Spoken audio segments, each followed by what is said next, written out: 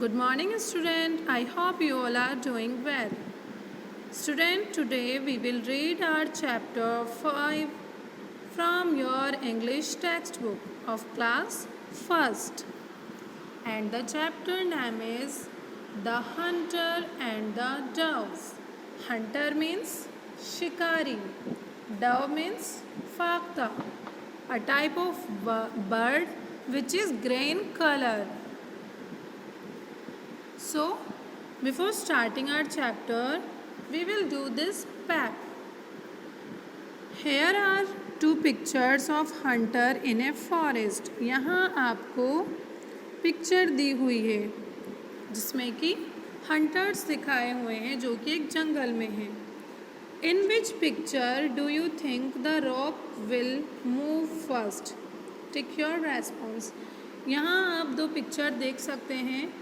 एक है बड़ी सी रॉक के साथ एक सिंगल मैन है, सिंगल हंटर है, और यहाँ पर एक रॉक के साथ बहुत सारे शिकारी हैं. मीन्स यहाँ पे एक टीम है इस रॉक को हटाने के लिए. तो आपको क्या लगता है कि कौन सी रॉक इजीली मूव हो जाएगी या पहले मूव होगी? Of course picture B. क्यों? ये क्यों पहले मूव होगी? The reason is that there are more people pushing the rock. When more people work together as a team, the task may become easier. जब भी कोई भी काम एक टीम के ज़रिए किया जाता है तो वो ज़्यादा इजी हो जाता है, क्योंकि वहाँ पे मिलजुल कर काम करते हैं तो वो काम बढ़ जाता है और वो जल्दी भी होता है और इजीली भी होता है. किसी एक पर उसका बर्डन नहीं आता है. So student, we should work together as a team. हम कोई भी वर्क करते हैं अगर हम उसे एज ए टीम करेंगे. आप क्लास में होते हो, आपको क्लास में कोई भी वर्क करने के लिए दे दिया जाता है. मान लो आपको कोई टास्क दिया जाता है कि आपको आपकी क्लास डेकोरेट करनी है इस तरह से, तो आप क्या करोगे? कोई कुछ वर्क करेगा, कोई कुछ करेगा, तो वो इजी हो जाएगा करने के लिए. और अगर किसी एक ही स्टूडेंट को अकेले एक काम दे दिया जाए तो वो ज़्यादा टाइम लेगा और इतना अच्छे से नहीं हो पाएगा जितना कि एक टीम अच्छे से कर सकती है. प्लेयर्स होते हैं, हमारी क्रिकेट टीम होती हैं, फुटबॉल टीम्स होती हैं, वो भी एज ए टीम खेलती है. क्या एक ही प्लेयर पूरा सब कुछ कर सकता है? क्या टीम जिता सकता है? जब तक वो टीम बनेगी ही नहीं तो अच्छे से प्ले भी नहीं कर सकते हैं. एक टीम होती है, उसमें सारे प्लेयर्स होते हैं. अगर एक थोड़ा ठीक नहीं कर पाता तो उसको दूसरे प्लेयर्स अच्छा करते हैं ताकि. और लेकिन क्या होता है, अगर कोई भी विन करता है किसी एक भी प्लेयर की वजह से तो नाम तो पूरी ही टीम का होता है. सारी ही पूरी टीम के लिए वो प्राउड फील करने का मोमेंट होता है. इसलिए हमें किसी भी वर्क को एज ए टीम करना चाहिए. इससे क्या होगा कि वो टास्क इजी हो जाता है. Here is a story about a hunter. ये स्टोरी एक शिकारी के बारे में है. Before starting the chapter I want to tell something. The trapping और catching animals is not the right things to do. Animals will be happy in their natural habitat.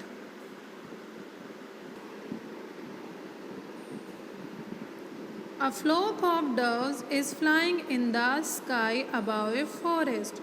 Flock होता है group of birds. मीन्स जब बहुत सारे birds एक साथ होते हैं तो हम उसे बोलते हैं flock. FLOCK means group of birds. A flock of doves is flying in the sky above a forest. जंगल के ऊपर से एक डव का ग्रुप उड़ रहा था. They are hungry. वो भूखे थे. Hungry means भूखा. And are looking for food to eat. और वो खाने की तलाश में थे. मीन्स वो खाने के लिए कुछ ढूंढ रहे थे.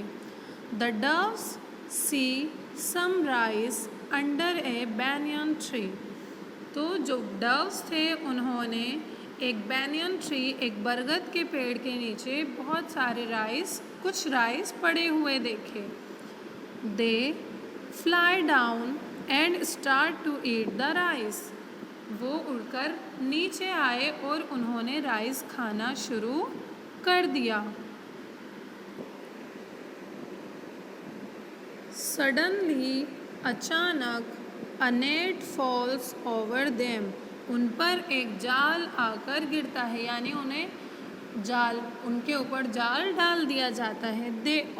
दे are all caught in it. और वो सब उसमें पकड़ लिए जाते हैं या उसमें कैद हो जाते हैं।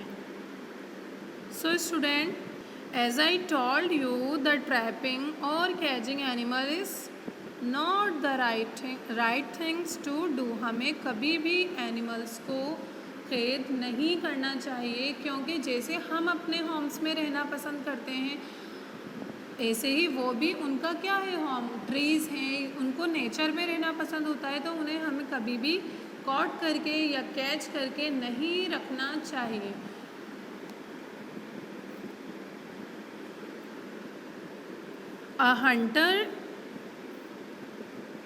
A hunter is standing nearby with a huge stick in his hand.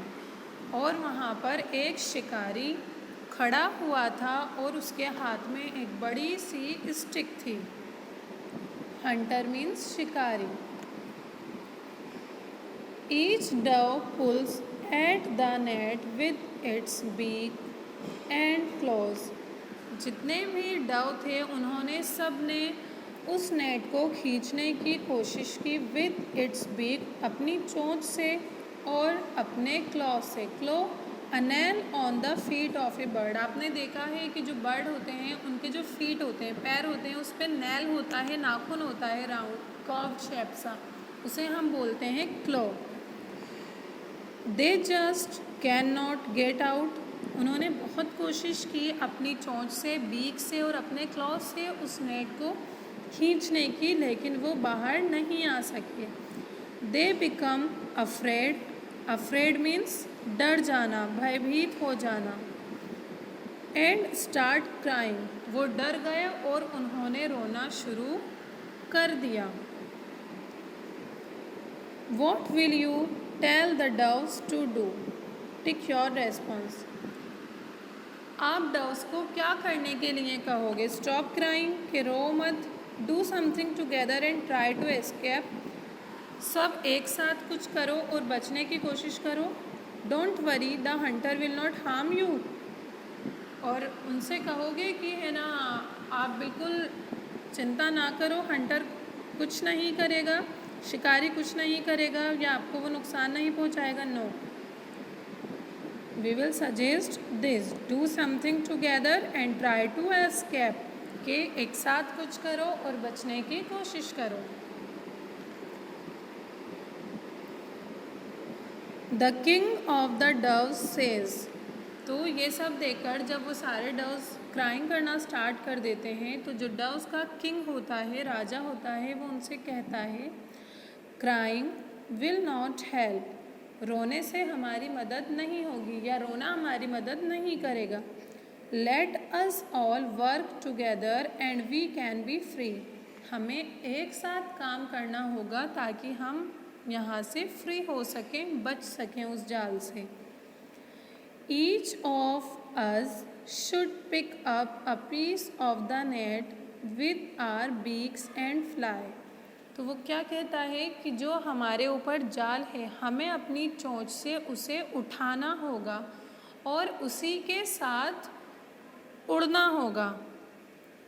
We can then carry the net. इससे क्या होगा कि वो इतने सारे बर्ड हैं, इतने सारे डव हैं, तो जब वो one by one together means जब वो टुगेदर एक साथ अपनी चोंच से उस नेट को उठाएंगे तो उसका वेट भी कम होगा और क्या होगा कि वो सारे उसको लेकर उड़ सकते हैं। किसी एक बर्ड पे उसका पूरा वेट नहीं जाएगा, उसका वेट लाइट होगा, जिससे कि वो एक साथ उसको लेकर के उड़ सकेंगे। Each dove does as their king suggested, और वो जो सारे डव थे उन्होंने ऐसा ही किया जैसा उनके राजा ने उन्हें सुझाव दिया था। The doves fly of carrying the net with them, जो डव्स थे वो उस नेट के साथ ही एक साथ उड़ जाते हैं, यानी उस नेट को अपने साथ ही लेकर उड़ जाते हैं। The hunter is not able to stop them, और उस टाइम हंटर शिकारी उन्हें रोकने में बिल्कुल असमर्थ था, वो उन्हें नहीं रोक सका। They are very happy to be free, और ये सब देखकर वो वहाँ से फ्री होकर बहुत ही हैप्पी हुए, बहुत खुश हुए।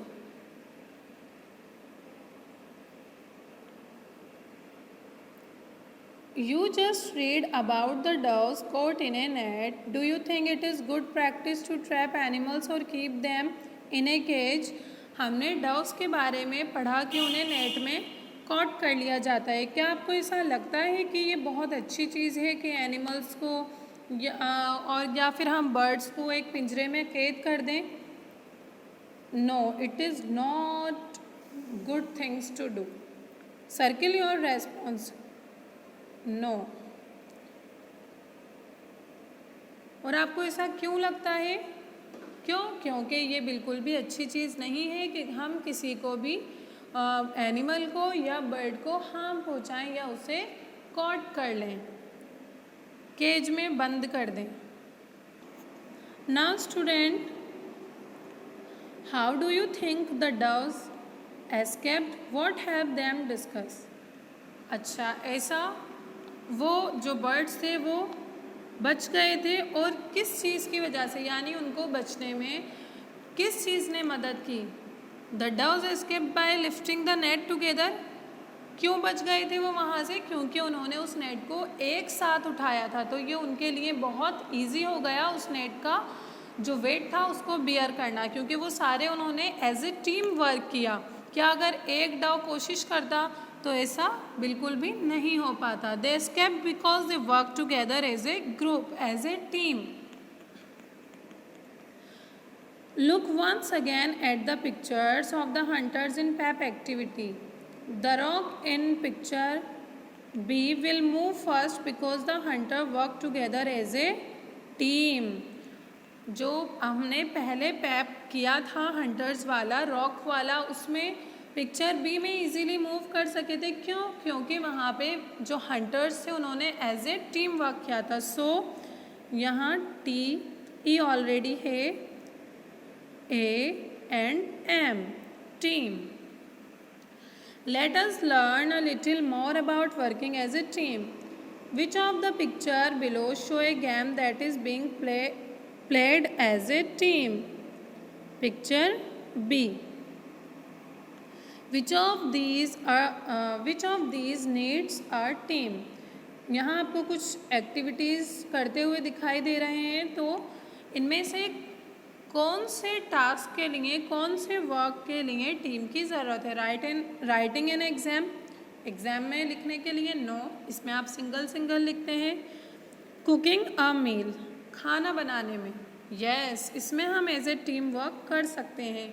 कोई वेजिटेबल चॉप कर सकता है, कोई अदर वर्क कर सकता है, और यहाँ पे हम इस वाले टास्क को एज ए टीम कर सकते हैं।